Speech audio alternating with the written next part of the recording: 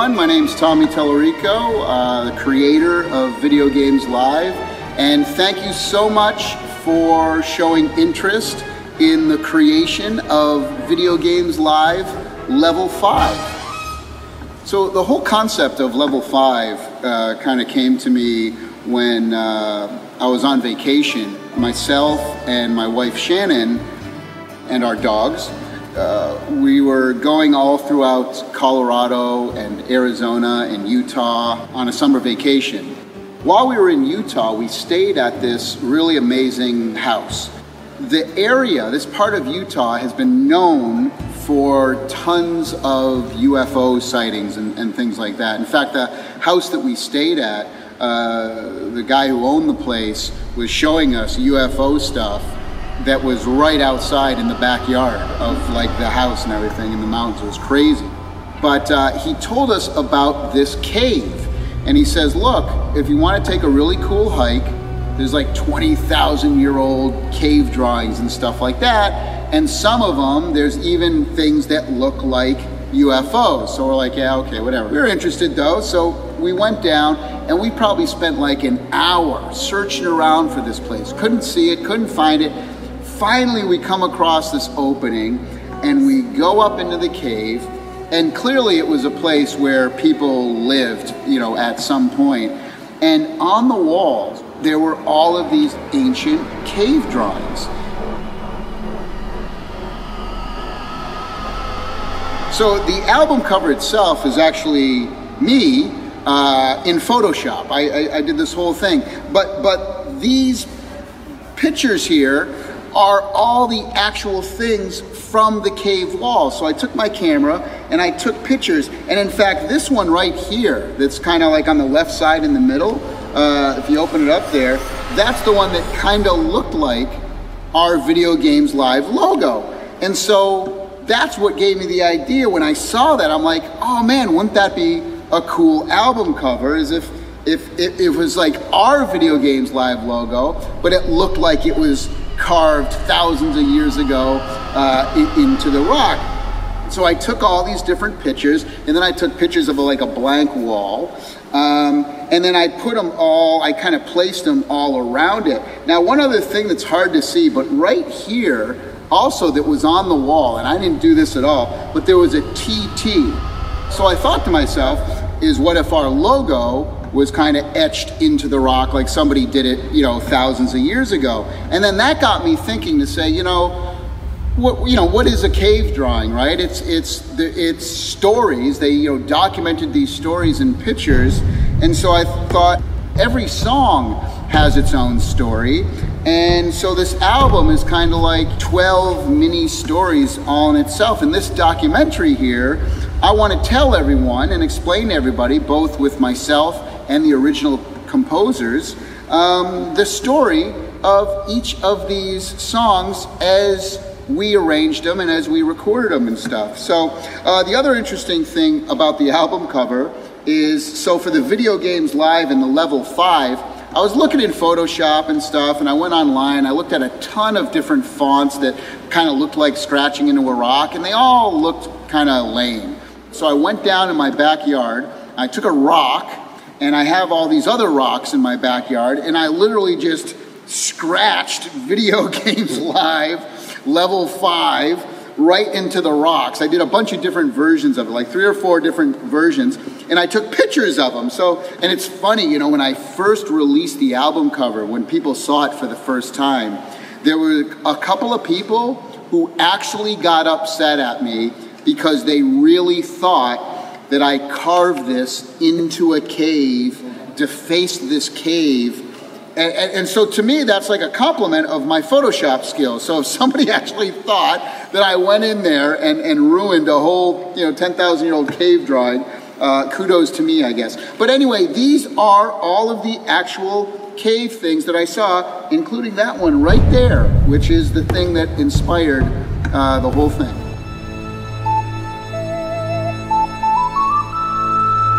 So before I get into telling you each story of all the different songs on the album, I thought what I'd do is give a kind of an overview of what it took to record this album. After the Kickstarter was completed, we had hit 2 stretch goals. And so there's a total of 12 songs. As soon as that happened, I had to start writing the new arrangements. So the 2 new songs that were chosen, that we did a poll with all the Kickstarter backers, and the 2 games that were chosen were the Xenoblade, the Xeno series, and Okami. So those were the 2 bonus tracks on the album. And so we were in April, and I wanted to record in June, so we had to like get right on it. And of course, there's preparing all of the other music as well. So the incredible thing about this album is that it's not just a 100-piece symphony and a 100-person choir. There are over, and we counted them up, there are over 250 musicians from all over the world that participated in the making of this album. Soloists, percussionists from all over the world, guitar players, you name it. I threw the kitchen sink out this. I know this is going to sound like, oh, he's just saying this for the documentary here, but the reality is, this is by far my most favorite Video Games Live album that I've ever done. And I know he's going to say, well, you said that about the last one, because it was true about the last one. And then how can I top myself from the last one? And you either succeed or you fail. Well, this I feel I succeeded.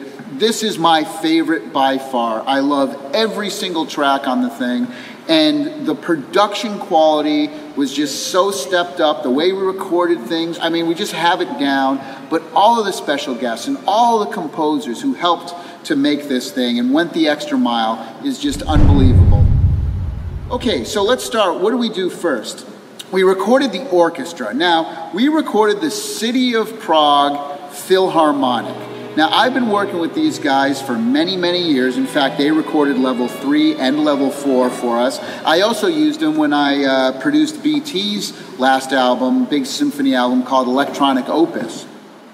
The way we recorded the album, we recorded all the strings and the woodwinds, and then the harp player is in a separate area, the percussionists are in a separate area, and then the piano we recorded separately, and all of the brass instruments we also recorded separately. And what that enabled me to do is get a really big, deep horn sound that we could play with and mess with throughout the editing process and the mixing process. Like a lot of times when somebody records a symphony, they'll just drop mics in a room and everybody goes. And there's some amazing recordings. I mean, Star Wars, Raiders of the Lost Ark. That's how a lot of that big film music is recorded. But I do things a little differently because not only do I use the symphony that we record, but I'm constantly adding different instruments, adding electronics, adding more percussion, always piling on top. So for me, having that ability to have all these different things separated made a huge difference in putting this together. And that's why the sound is so big and so incredible. The conductor on this was my great friend, Eimear Noone. Eimear was the person that Nintendo picked to record the Legend of Zelda 25th Anniversary album. She was also the one who helped start the Legend of Zelda tour. She's been the conductor of all of the Blizzard Entertainment games over the last 10 years, and she's one of the composers on World of Warcraft. She is a world-class composer and conductor. She's unbelievable. And the other person who played a vital role in the whole album was her husband, Craig Stewart Garfinkel. Now, Craig's also a composer from World of Warcraft and has worked on many video games. He's probably most known, you've probably heard his music in some of the biggest movie trailers over the years. A ton of stuff. The 3 of us, we fly to Prague, and Eimear conducts, and Craig, he's the score producer, if you will. He's in the booth, because when Eimear's conducting, Craig's got to look at all the notes and make sure, like his focus is on the takes and the performance. And then there's certain things that she might hear that Craig might, and then I'm in the booth too. And so all of this kind of together, this teamwork, was really fun, really intense. And you're always rushing in the studio because it's costing, thousands of dollars a minute. So you want to get it perfect, but you also kind of want to do it as quick as possible too. And so there's always that pressure. And then we brought the choir in for a day as well. Once I recorded all of that, then I started getting all of the soloists from around the world to start giving me guitar parts, drummers, pitched percussion and piling on top, vocalists, background vocalists, English horns, pianos at different parts of the world, taiko drums from Japan. We had a guy in Japan. I mean, everything started to pile in. Then what did we do? Well, now that I had all of these things and literally hundreds and hundreds of tracks, I then went to Skywalker Ranch, George Lucas's place, and I sat there for a week with a guy by the name of Andre Zwiers, who's one of the most amazing Pro Tools editors on the planet. And he's worked with me on the last 3 albums I've done as well. And we sat there for a week, basically assembling all these things together and lining up everything as perfect as it could be. Because once you go into a mix, you don't want to be spending time sliding notes around and doing that. You just want to sit there and work on volumes and EQs and things like that. That took us a whole week at Skywalker, just sitting in a room for 12 hours a day, 7 or 8 days it was, and just doing that. And we were really happy by the end of it. Then we go into the mix. Now the mix takes another 8 or 9 days for this amount of music. The mixing engineer, her name is Leslie Ann Jones. Now, Leslie, her father was the very famous Spike Jones. Now, for those of you who don't know who Spike Jones is, you got to go on Wikipedia, put in Spike Jones, go on YouTube. Spike Jones was basically the Weird Al Yankovic of the 40s and 50s. He was this amazing big band conductor, and he was on television all the time, and he would put out these parody albums, right? So before there was a Weird Al, there was a Spike Jones. He was like doing tunes and making fun of Hitler in like 1941. It was crazy, right? Anyway, that's her dad. But on her own, she has a room full of Grammys. You walk into her office at Skywalker and you walk down the hallway and there's literally Grammy nominations as far as the eye can see. Leslie isn't like a massive hardcore gamer, but what's funny is every time we would do a song, when we would finish mixing it in the studio, I would say, hey, do you want to hear what the original sounded like? Because she never wanted to hear what it sounded like before. We'd finish mixing like Top Gear. And then I'm like, okay, do you want to hear what the original Top Gear sounded like on the Super Nintendo? And she'd be like, oh gosh, here we go. And then we'd play it, and she's like, oh my God, like it was like so incredible, like that, you know, it went from this to this, and that was fun. And then once the mixes are done, then we take them to Bernie Grundman Mastering in Hollywood. Now, Bernie Grundman Mastering is the biggest, best, amazing place in the world. You know how it's great? Because when you walk in, the first big platinum album you see on the wall is Michael Jackson's Thriller. I mean, so you know you're in a serious place when you got Thriller, and there's U2. Oh yeah, there's Star Wars. There's Raiders of the Lost Ark. There's boom, boom, boom. Every major album that you've heard was probably mastered at Bernie Grundman. And what mastering is after you've done all the mixing and the EQ, you want to take all the songs and it just levels them out, and you make sure they're all like the same EQ and the same volume. It just puts that finishing touch, that little gloss over everything. And the woman that I've been working with at Bernie Grundman's for many years, she worked on my very first album, which was the very first video game album ever, Tommy Tallarico Virgin Games Greatest Hits Volume 1, back in 1994. That was the first video game album ever released worldwide by Capitol Records, and that's where I met her. She was a second engineer at the mastering over at the old A&M Studios. And then she ended up becoming like the biggest orchestral mastering person in the universe. And it's funny because I kind of have this running joke with Patricia, like me and Leslie will work at Skywalker and we get these so incredible, and I'm thinking to myself, like, there's no way this can sound better. There's no way, but I have to go get it mastered because I know Patricia always works her magic. I don't know how she's going to make it sound better. And then I bring her this stuff, and then she's got just the greatest ears in the world. She sits in her room, and she'll listen to it, and she just goes like, boop, boop, boop, boop, boop, boop, boop, boop, boop, sprinkles of magic pixie dust, and then I listen to it, I'm like, oh my God, it got better. Like, I didn't think it could get better, and it did. So anyway, that's the overall story about how we made level 5.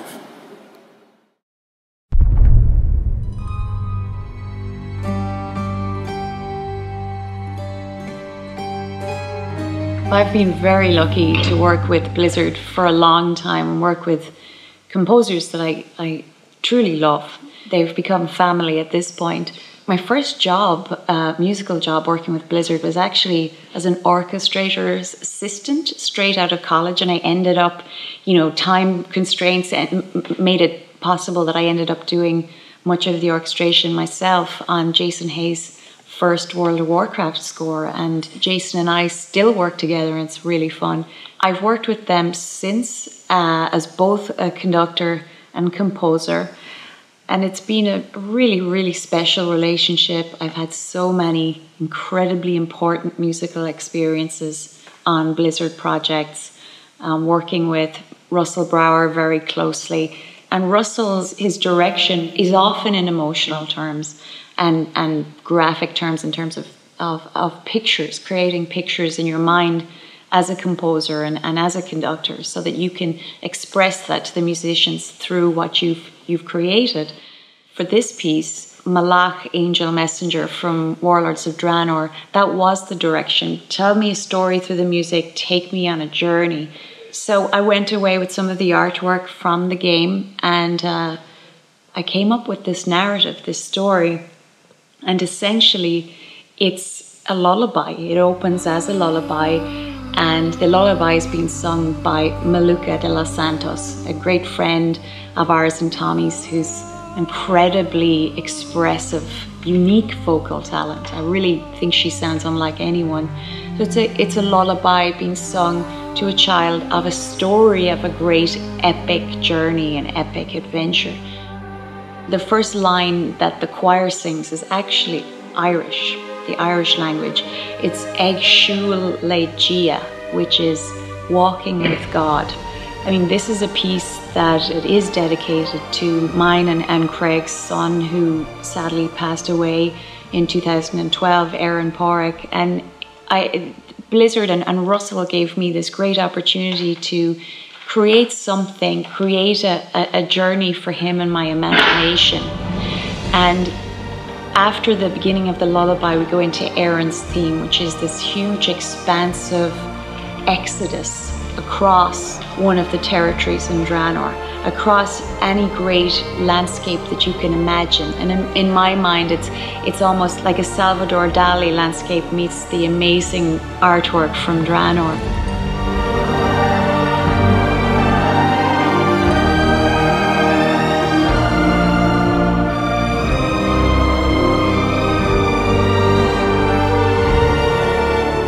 We have this contrapuntal section that started by this crazy high priestess vocal. I didn't want to hire a singer to sing it because it'd be too beautiful, so that's my crazy. The shamanesque high priestess calling to these followers. And the counterpoint is, it's very, it's classical style counterpoint, but I break the rules of counterpoint in there on purpose, because it's an emerging sophistication that I always associate with the Alliance, but it's still got this pagan horde, woman leading it.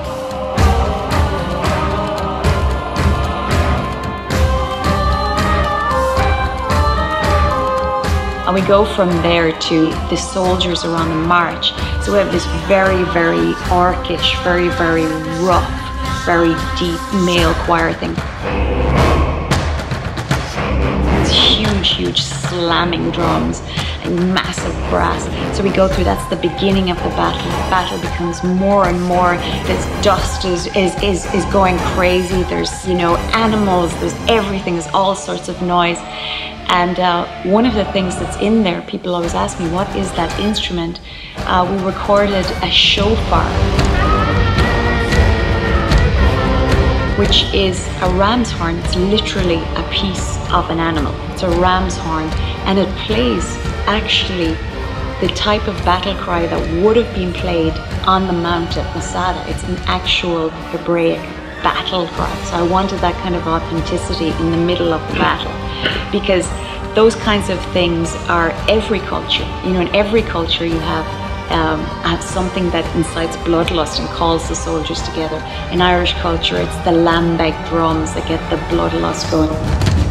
And the drums eventually slow down and we go back into Aaron's theme, but it's much louder. The choir is up the octave. It's very emotional, very, very emotional.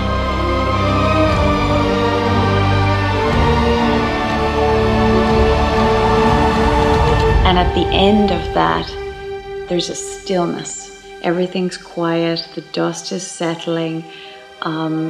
We're brought back from this high emotionality into an introverted space.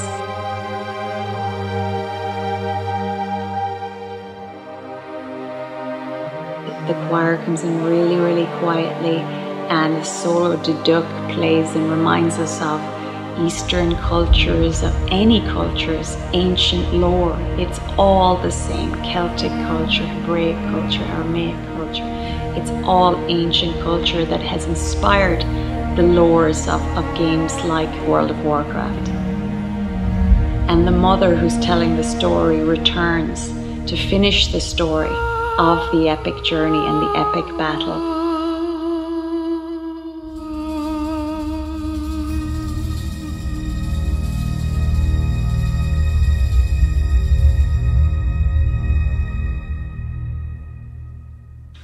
One of my favorite things about the world of video games is the community.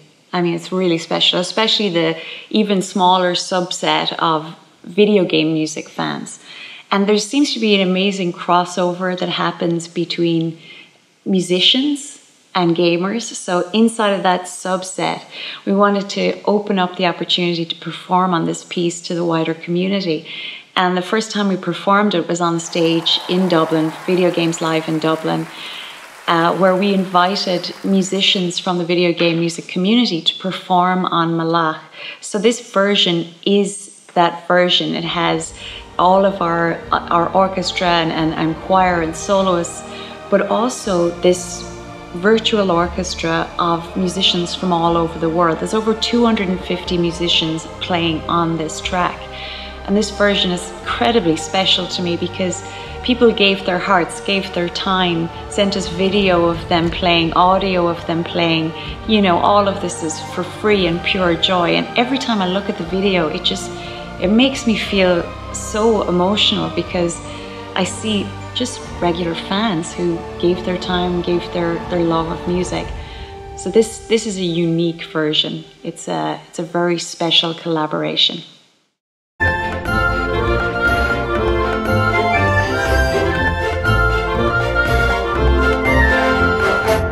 A lot of people ask me, what is my favorite game ever of all time? My favorite video game. And Shadow of the Colossus is up there, first Metal Gear on the PlayStation, Red Dead Redemption. But if I had to say what I felt like was the most perfect game, I go with Super Mario World. From the time it came out, when it came out in the early 90s, the graphics were ahead of its time. The gameplay was so perfect. The music was incredible. So to me, Super Mario World, I think, is the greatest game ever made.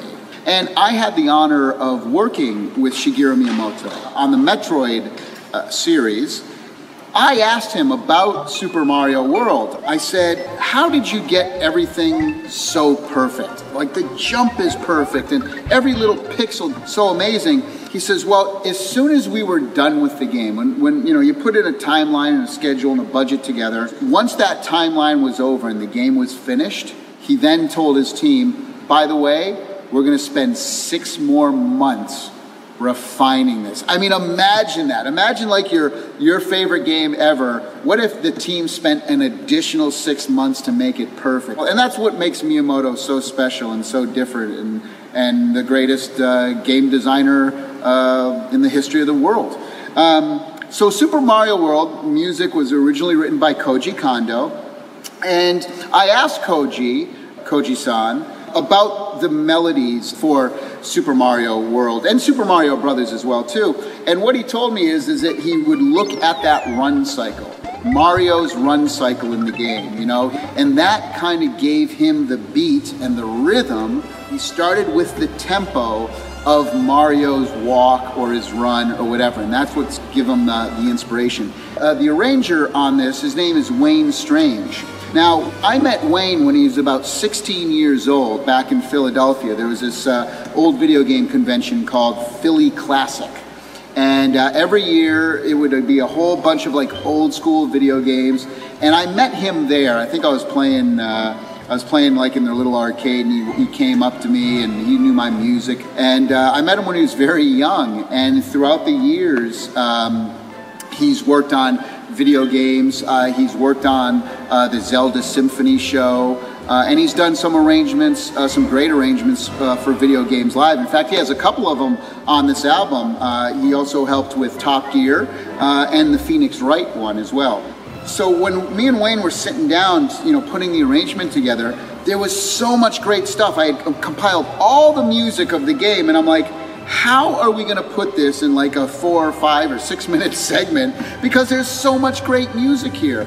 And the transitions between them, that's where Wayne really did an amazing job. When you have so many different themes, to get from one to the other, because they're different tempos, different instruments, different styles, it's crazy. I mean, at one point it's doing like a can-can. It's a Western. It's like a big band, jazz. I think we had ended up doing 17 different versions of the arrangement by the time we got to the end, because there were always little tweaks that we go back and forth with doing. So the version you hear is actually our 17th attempt, and that's before we even started recording it. This was actually an arrangement that I wanted to put on Video Games Live Level 3, because Nintendo hadn't come out with any of the music yet, and I asked them, I begged them basically, to put it on the album, and they said no. We don't want you to put on the album. And I gave them the song, I sent them the song, I said, but Nintendo, I mean, I'll tell you what, I'll let you use this for whatever you want, you know, so let me use it on the album, and then you can, you know, you can use this in promotional videos or whatever, commercials, whatever, for free. And they said no. And then when Level 4 came out, I asked them again, they said no. Because now we already had this thing recorded and in the can, ready to go. And then they had come out with the Super Mario World album of that. And when an album comes out like that, other people are able to do versions and put it out. So finally, I was able to put it out on this album, and I'm so happy that it finally made it and that people can hear this thing. And so that's the story about how Super Mario World got to be on Level 5.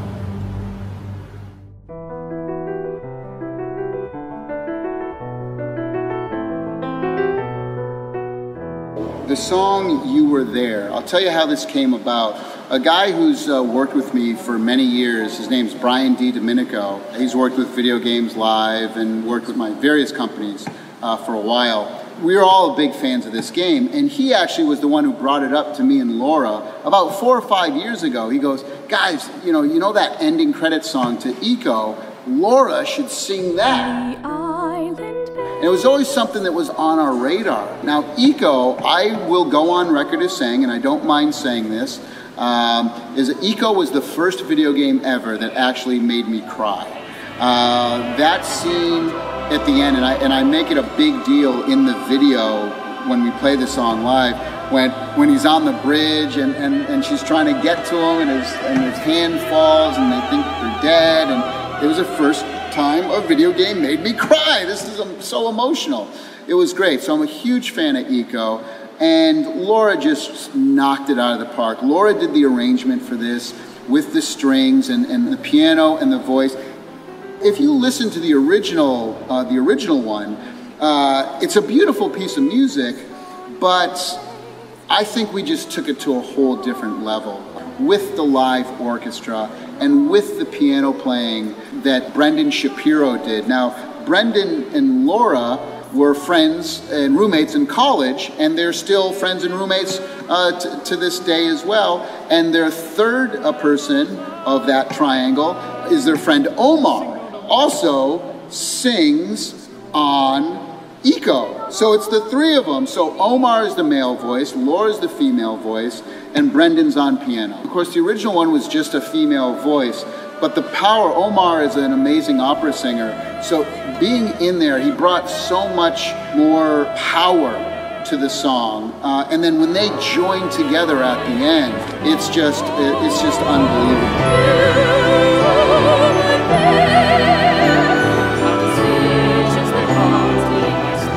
I'm really happy with the way that one came out.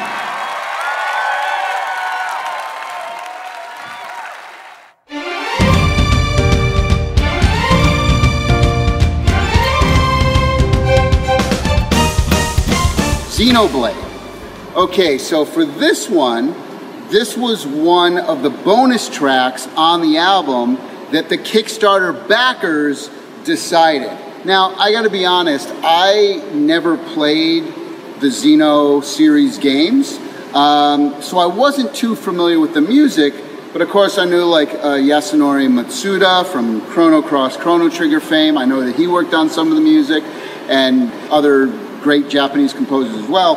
So I knew the music was good because a lot of people throughout the 12-year history of Video Games Live were always asking me to put in the Xeno music. So I was excited when this one got picked, and this was the #1. Out of all the ones that we had, it won the most votes. Now, what series do you do? Do you Xenoblade, Xenosaga, Xeno this and that, everything. So now I'm on YouTube, and I started listening to all the different Xeno music, because originally my plan was I was going to put together a medley of all the songs, different songs in the series. But then I heard GUAR Plains. I was immediately drawn to it. It was an incredible piece of music, and I started to get like visions automatically in my head about what I wanted it to sound like and how I could add to it and how I could make it better with a big orchestra. That one was always at the top of my list, and I'm like, oh, am I gonna add like 2 or 3 other songs in there? But I ended up choosing just one song, the GUAR Plains, for the entire Xenoblade piece, because I didn't want anything to feel rushed. I got a person who works on a lot of big films. His name's Trevor. He did the original orchestral arrangement.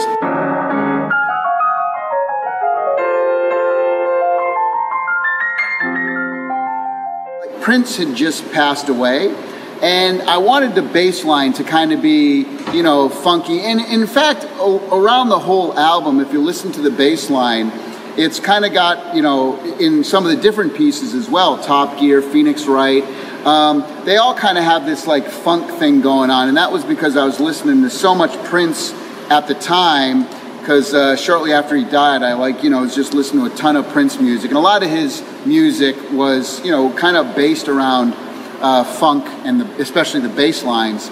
So I said, let's make the bass line funky. I ended up bringing in 2 different bass players, and I kind of combined different parts together. There's acoustic guitar, and then we also have live vibes playing on there as well, and congas, and all sorts of different guitar bits. I'm also a big fan of Rocky, of the Rocky Balboa and the Rocky series, and I wanted the choir to kind of come in and sound like Rocky, like when you got that, gonna fly high, kind of like that. If you listen to the choir, it's kind of like Rocky-esque when the kind of the choir comes in. Now I gotta say, I put together the most epic heavy metal, hard rock guitar solo for this thing. I spent days on it. I mean, days on it. I ended up only using one part of the entire guitar solo, because it was this ripping great solo, but every time it came in, it totally changed the vibe of the song. And I worked with Nita Strauss, and she's just amazing. She's the guitar player for Alice Cooper, and we had this amazing solo that we all put together. And then I just ended up not using it because it just changed the whole vibe. But at the very, very end of the piece, there's this part where it goes, that's the only part, the very, very tail end, as everything calms down. The last riff that you hear is the only thing left over from that epic guitar solo. I should do a version that has the guitar solo in and just release it just for laughs, but it just didn't work. It didn't work in the end, but it was an incredible, I mean, dive, like, it was like Eddie Van Halen and Steve Vai and Eric Johnson all had a love child on guitar, and some Tony McAlpine thrown in there for good measure. And it was so epic, but it just didn't match the piece. Oh, for the ending too, you'll notice that I wanted the vibes to like hum. Like if you take like a waterphone type instrument or like a wine glass, and if you put water on it, you get these kind of a ringing sound, right? So the vibes are kind of these, you know, big tubes with things on it, and you're hitting them. But I had them like kind of rub them as well towards the end, and I had them do like 3 different recordings, and then I took different pieces of the recordings and kind of put them all together so you can hear like high, medium, and low ones all together. So if you listen carefully at the end when the vibe solo is happening, you can kind of hear the ringing of the vibes too. So it's kind of a neat, really kind of fun thing we did. Oh, the other last thing I want to say, on the CD and on the MP3, I spelled GUAR Plains wrong. I caught it a day after I signed off on all the art and it had gone into production on the CD, and I'm like, no!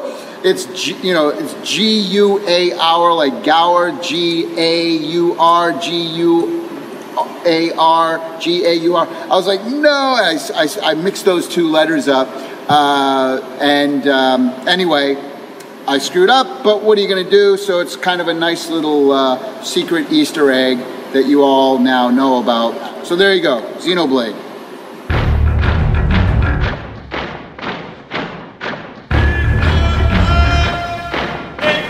Frank, tell me about how Hell's March came to be.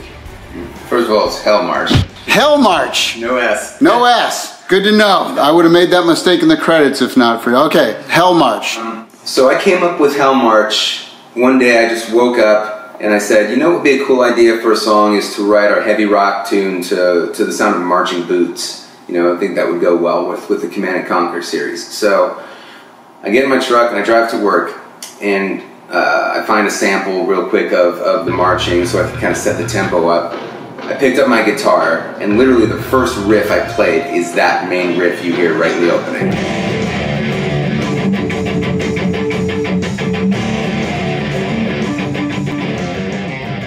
And it just kind of happened. And I was just like, yeah, okay, there we go. And I just started going with it. And I literally wrote the whole song, finished it that day. Just the kind of bam, bam, bam, knocked it out. You know, and I was pretty happy with it. I figured, you know, this will go well with whatever the next Command & Conquer game is. I didn't know much about it at that time. Then the president of Westwood came into my office and asked me if I had anything new to hear, and I said, yeah, I've got this, you know, heavy rockin' tune I just came up with, I think it's cool.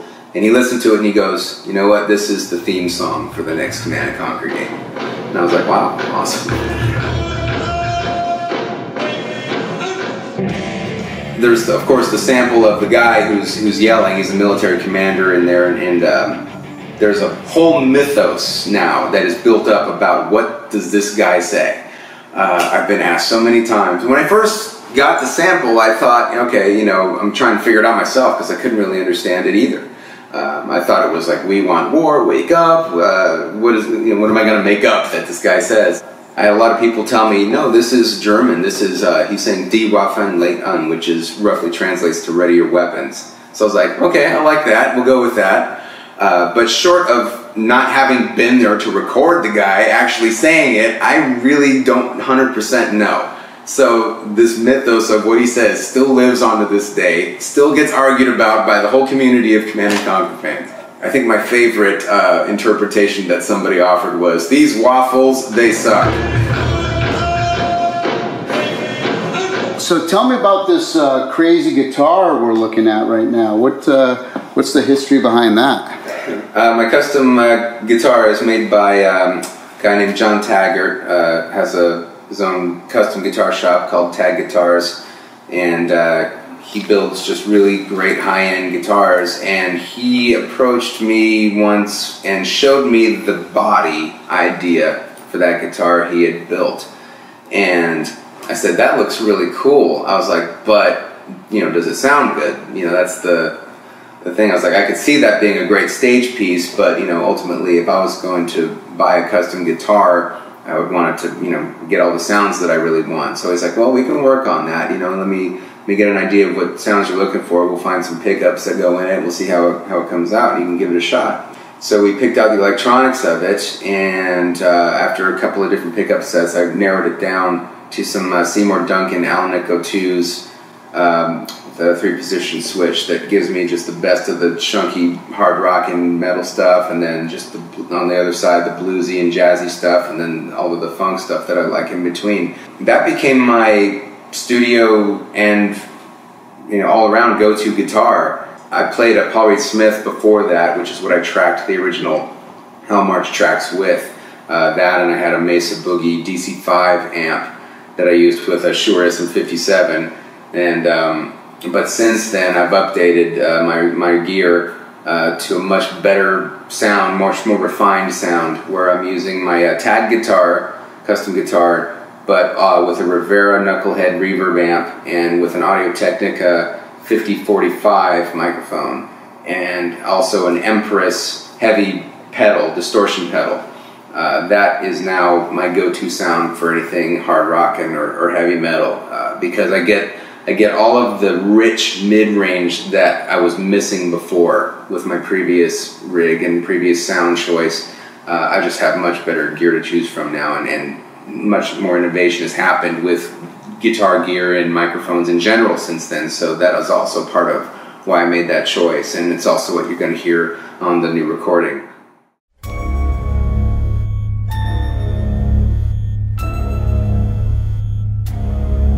Metroid. Okay, now this is a game that I had the great honor of working with the master Shigeru Miyamoto. I worked on Metroid Prime, and the sounds that I did in Metroid Prime ended up also going in Metroid Prime 2. But for this arrangement, we've been playing this arrangement in Video Games Live for 7 or 8 years, but I had never recorded it for any of the albums, so this was one that was due. I wanted to use the original 8-bit Nintendo opening, but with the orchestra on it, and then shift into the big kind of like Super Metroid big orchestral arrangement. But it was funny because the 8-bit recording was so kind of out of tune with the orchestra that Craig Garfinkel went in and we pitch corrected it to the orchestra to make it sound a little more palatable to the ears. So the intro you hear is the beginning, the actual 8-bit, but you know, fixed, and then the orchestra kind of following it, and then it goes into the big arrangement.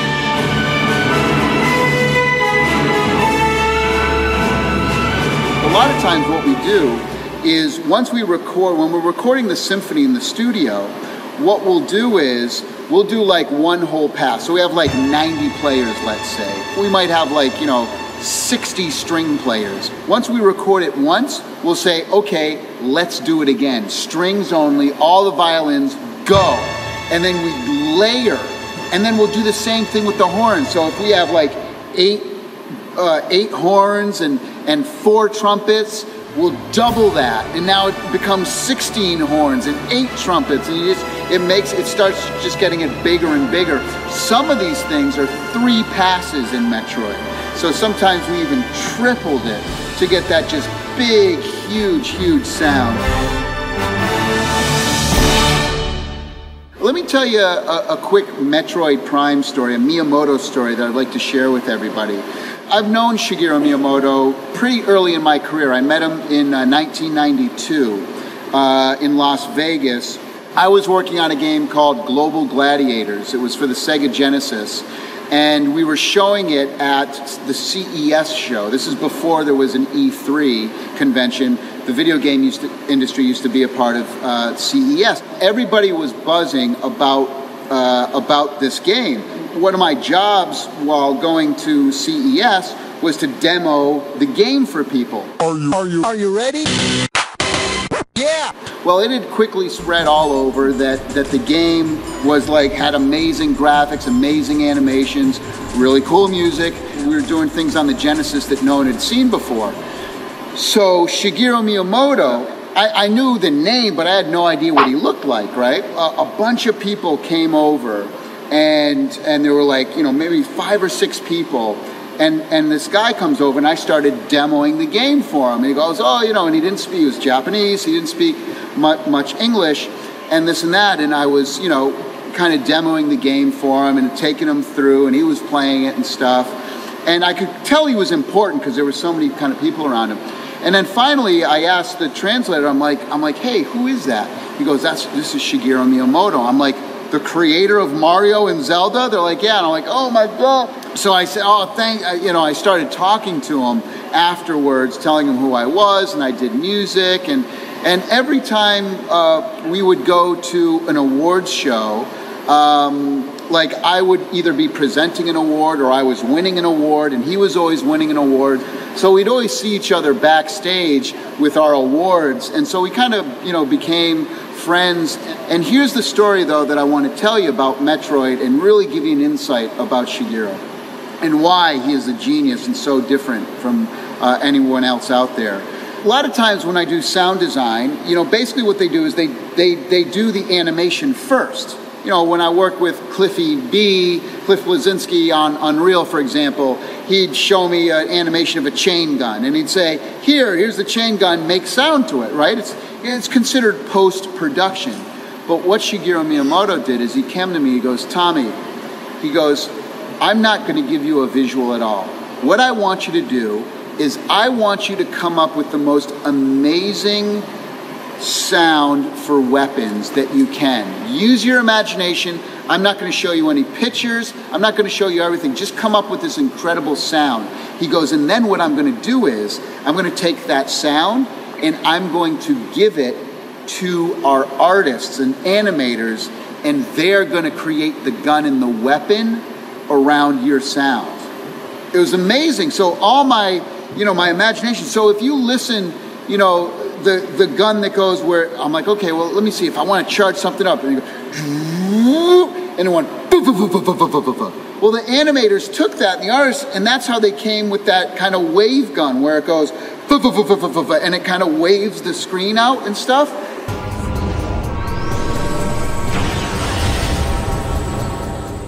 That's where it came from, was Shigeru telling me just to use my imagination, and then they created the weapon around that. Anyway, I just wanted to throw that Metroid story in there for you, and it really gives you an insight on the genius that is Shigeru Miyamoto.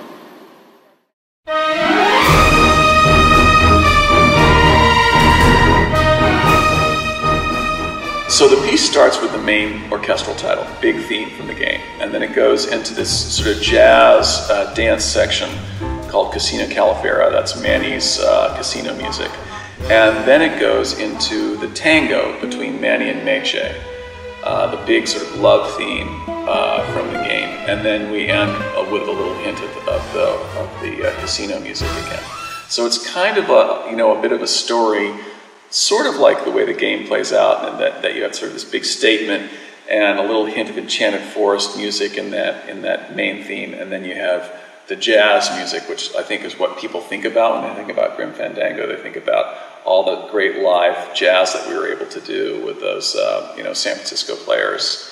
And what's really cool about this particular suite, which was put together specially for Video Games Live, is that we get to sort of marry these worlds, not only the different worlds in the game, but also different players from all over. Like we have some of the original players who played those jazz parts.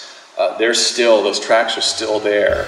And then they're playing with other, players from all over the world to create this sound that is the orchestral suite.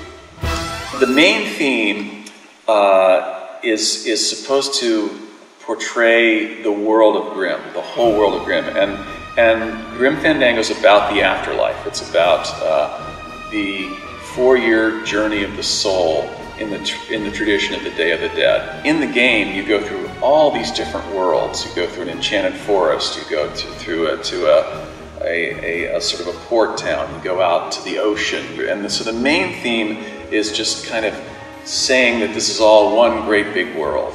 As it's based on the Day of the Dead, it's very much sort of steeped in a kind of Spanish sound, a kind of Latin sound, and you even hear sort of these mariachi trumpets pretty early on in the theme that keep coming back.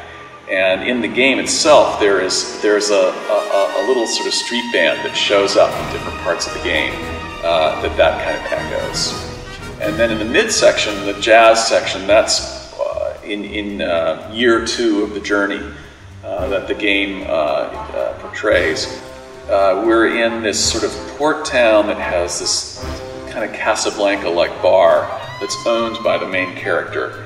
And the music that you hear there is this sort of jaunty jazz music that I think a lot of people associate with the game. Those tracks that we used there were actually the original ones from the game with the original players. I've always loved those tracks, and it's great to hear them with a whole orchestra around them as well. And then the section after that, the tango, it's about a love story. It's a story between Manny, the sort of main character that you play, who's a salesman in the land of the dead, and Meche, the woman he falls in love with. And they're always just kind of like a tango.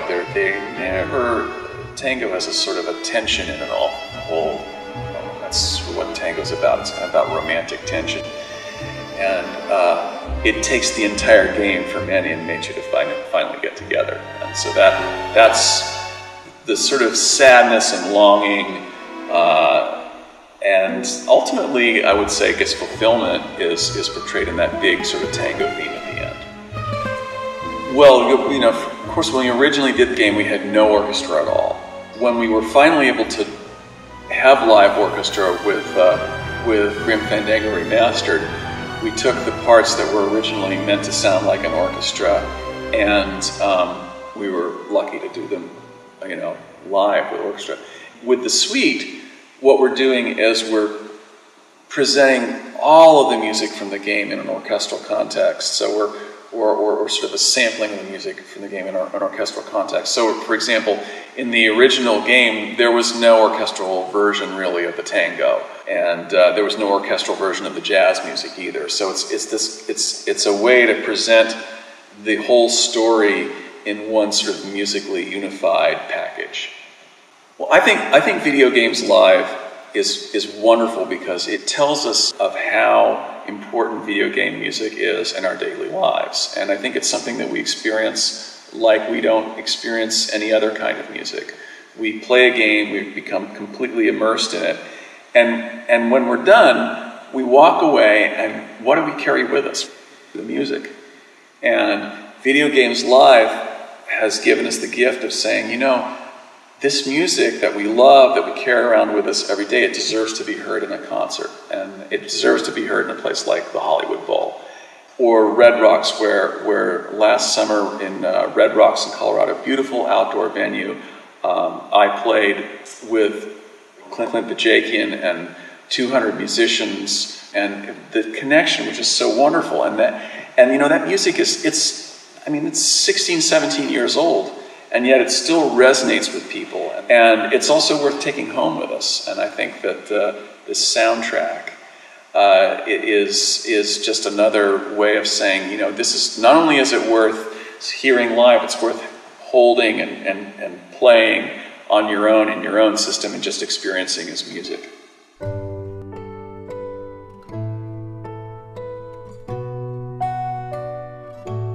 Radical Dreamers from Chrono. Now, this one has an interesting story. Last Kickstarter for level 4, one of the things that I wanted to do was create a Chrono Trigger Chrono Cross piano album. And so Laura Intravia put this amazing arrangement together and did this whole kind of mini album, and for the level 4. Well, the last song on there, she sang on it, and it was Radical Dreamers. And I'm like, wow, that's such a cool song. We should take that song and do a whole, because she sang it in Japanese, and do a whole like orchestral arrangement for it, and put acoustic guitar and everything into it. So that's what we did. We went back and forth, I think, for about a week with the arrangement. At first it was like really, really complex.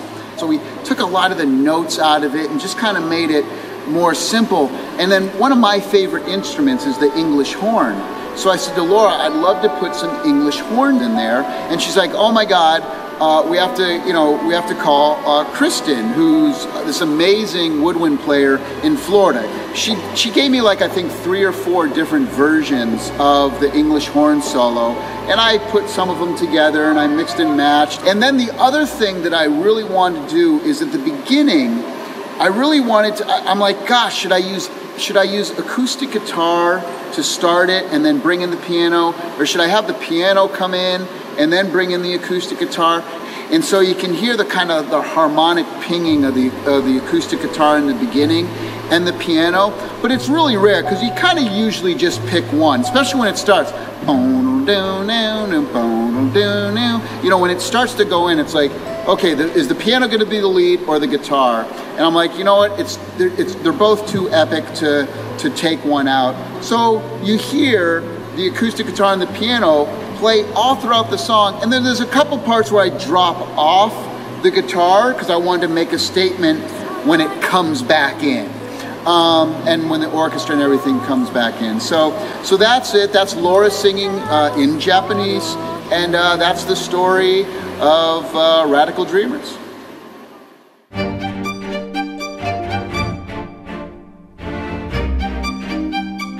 Okay, Phoenix Wright. So this arrangement came about because of the folks in Brazil. Phoenix Wright!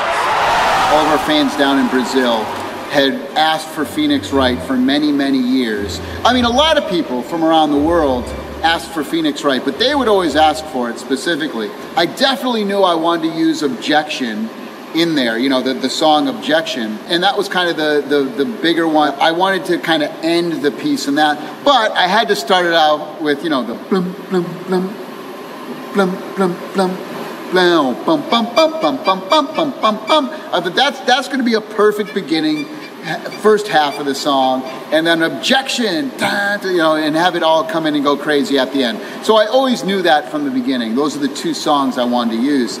And then when I go into Objection, I'm like, I gotta use the sample from the game. I gotta use the voice. Objection! Objection! Da, na, na. You know, it's cool. But that beginning part is actually very difficult to play because you have the strings doing like these pizzicatos. Pizzicatos are when you take the instrument, the stringed instrument, and you're kind of plucking the strings. So you're not using a bow, but you're using your hand to pluck them. It's called a pizzicato or a piz. P-I-Z-Z is kind of the nickname. So you're doing the piz, right? And that's that bloom, bloom, bloom, bloom, bloom, bloom, bloom, bloom, bloom, bloom, bloom. And so to get everybody kind of on board doing that at the exact same time is sometimes difficult. And for some of the stuff, we were actually staggering them too, to kind of make like a bloom, bloom, bloom. So it was almost like a strum, so like you're strumming almost. You're strumming a guitar. But we had to edit those all together singly with all the different mics. It took a long time. And then the it was a really tough piece. But then, you know, for this we put on a live bass player, a live drummer. We added live guitar to kind of, you know, bounce it up and make it even more powerful. But by the end of the piece, I mean, when everything's in, and then we got these big, giant taiko drums and big tom hits going, you know, that, you know, boom, boom, boom. I love the use of those big toms, like in your face. And if you have like a normal orchestra and you're recording like a normal orchestra, the toms and the percussion would never in a million years be that loud, but I don't care. I always put them, you know, I'll bring them in and I'll just put them in your face and it just gives power, and then I'll take them away and put them in your face again. I love the use of dynamic, or the definition of dynamics is like when you do something soft and then big, and then you bring it back down again, and then big again. It's like the use of volume basically in the arrangements you can't have something be so powerful unless you take it away first. And then when you're used to that, then you can bring it in and be powerful again. So throughout the song, you might have different dynamics, different peaks and valleys and all these different things. So this song is a perfect example of that. So now Wayne Strange put this arrangement together with me. Wayne also worked on the Super Mario World one, and he also worked on Top Gear with me as well too. So again, funky bass going on for that, and we really had some fun with this. But a lot of big power in the Phoenix Wright piece.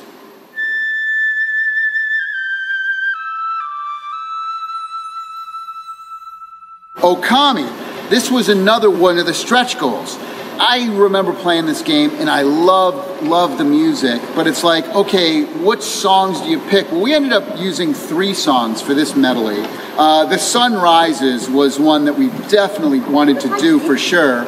And you know, wanted to start slow and everything. But the incredible thing about this arrangement, the power by the end of it is just so huge. Now, I got an actual big famous taiko drum player from Japan, and we did about 9 different passes. There's 9 different recordings of the taiko drums.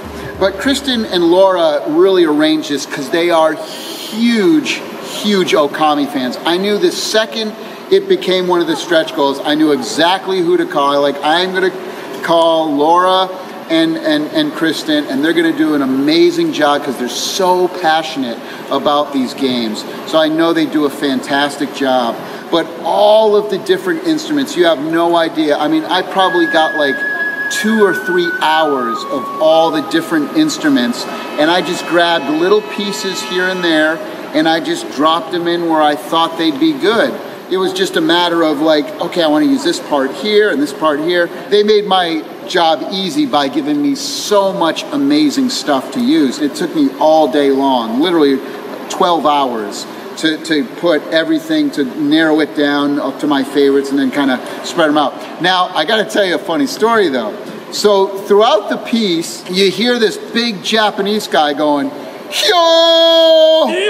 And I'm like, what the hell? And what happened is that when he was giving me these taiko drum things, he says, I'm going to give you some Japanese yells as well.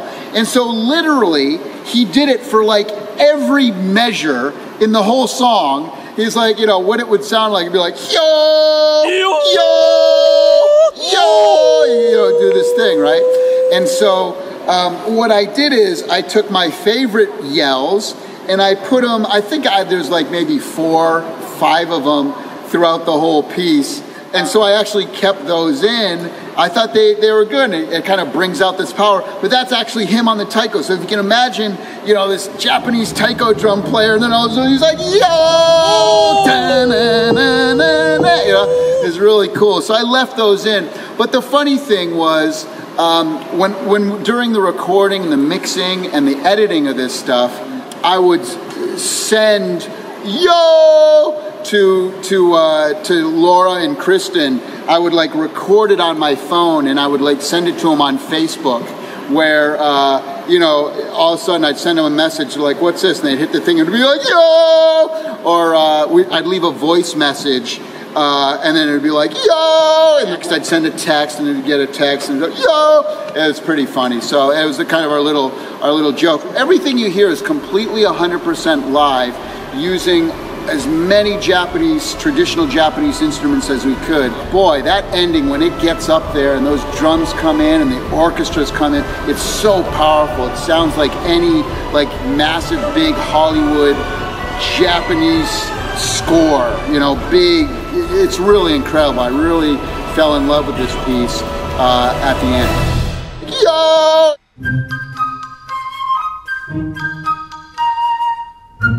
People are probably looking on the CD going, what the hell is Top Gear, right? Top Gear is one of the most beloved games down in South America, specifically Brazil, and they also love it a lot in Chile.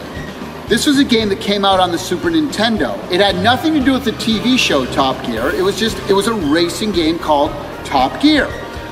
Every year for the last 14 years that I've been going to Brazil, they ask me, Top Gear, you have to do an arrangement of Top Gear. When I'm in the meet and greet line, I probably end up meeting about 1,000 people a night. About a third of the audience stays after, you know, wants to get pictures. And I gotta tell you, every time for 14 years, going to Brazil, Top Gear, Top Gear, Top Gear. I literally have pads of paper that just say Top Gear on it.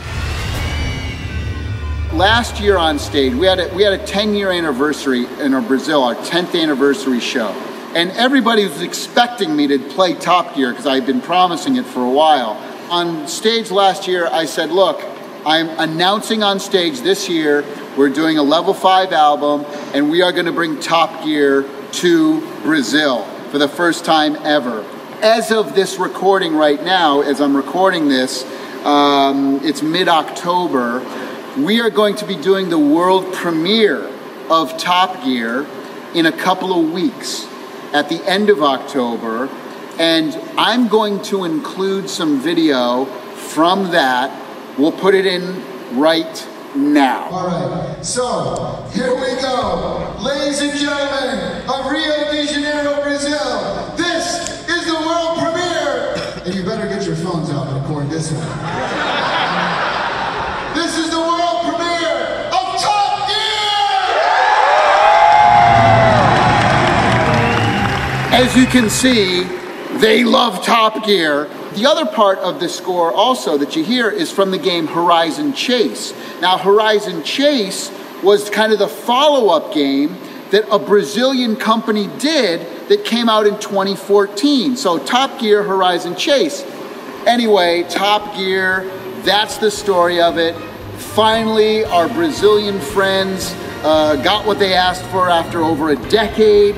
And I can't also wait to play it in Chile as well. They're gonna freak out. And that's the story of Top Gear and how it got on the album. Thank you to Brazil.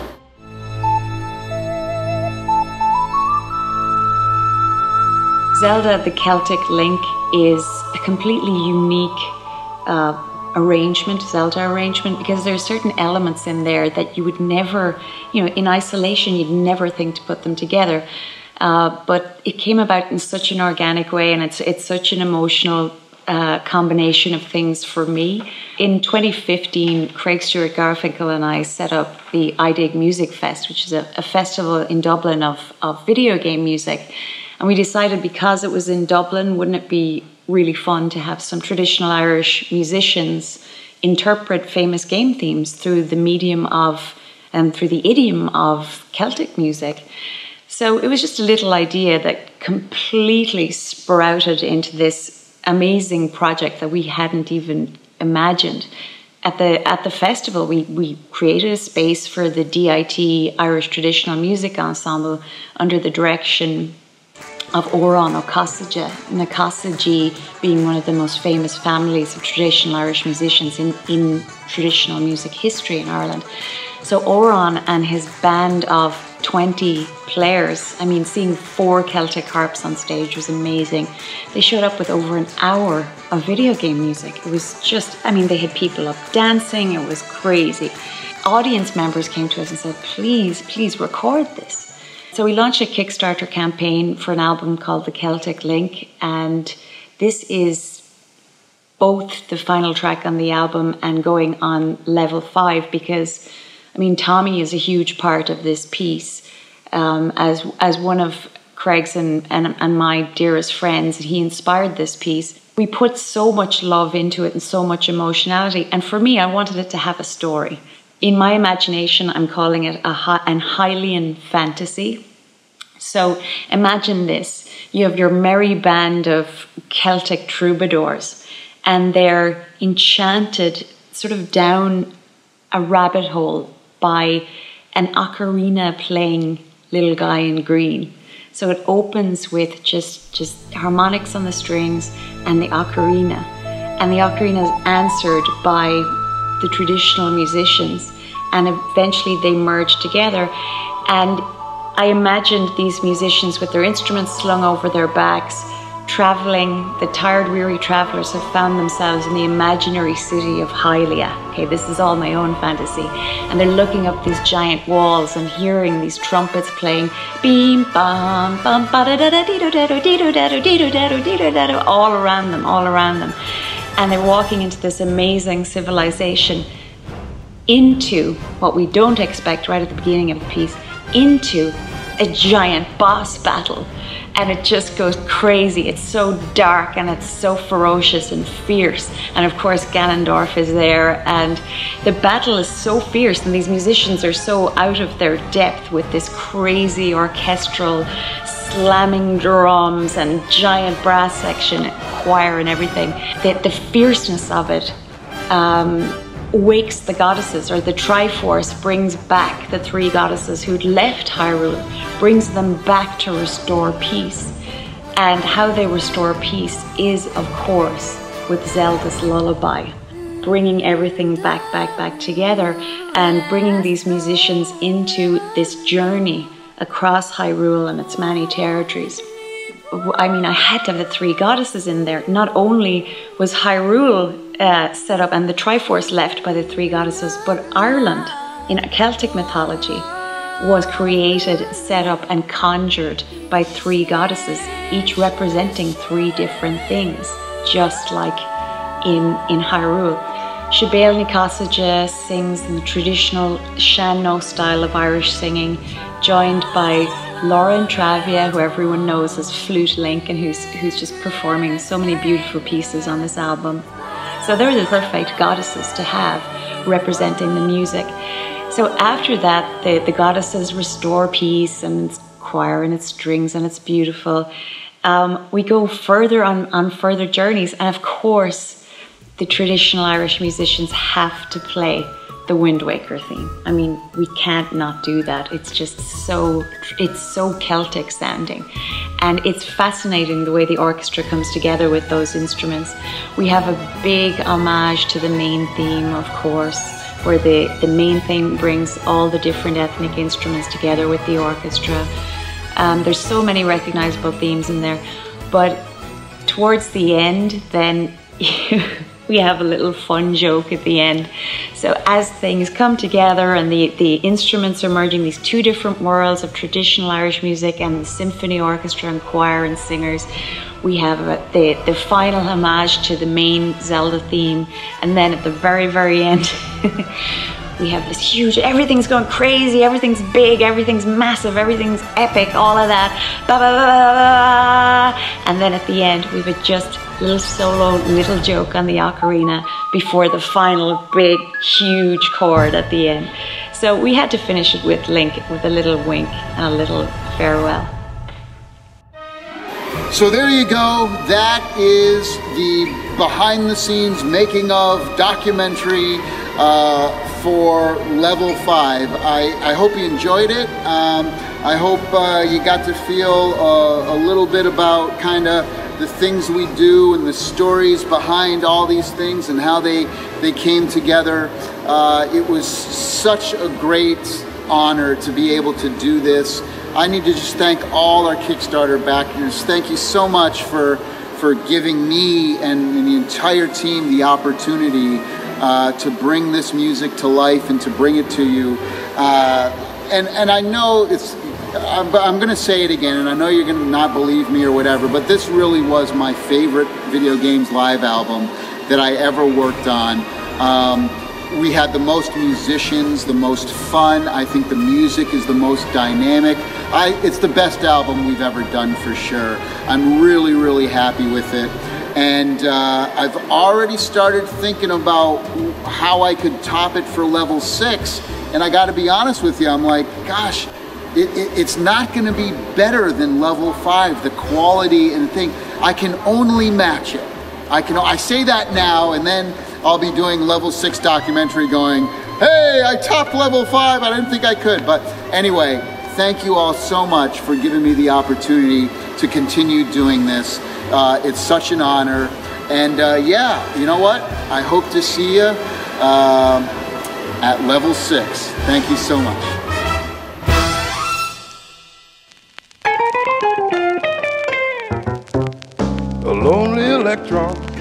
nothing to do. Pairs up with the neutron for a cocktail or two. Atomic kisses survived by a few. They had a nuclear blast. Said the electron to the neutron, you sure can be dense. With this much attraction, there's no civil defense. Let go of that energy, no need to be tense. Give me that nuclear blast. Einstein said that space is elastic. Twist his theory, it comes out bombastic. A mushroom cloud, a sight fantastic. Stick your head between your legs, kiss your ass goodbye. A happy electron, a neutron its mate. Don't give a damn about apocalyptic fate.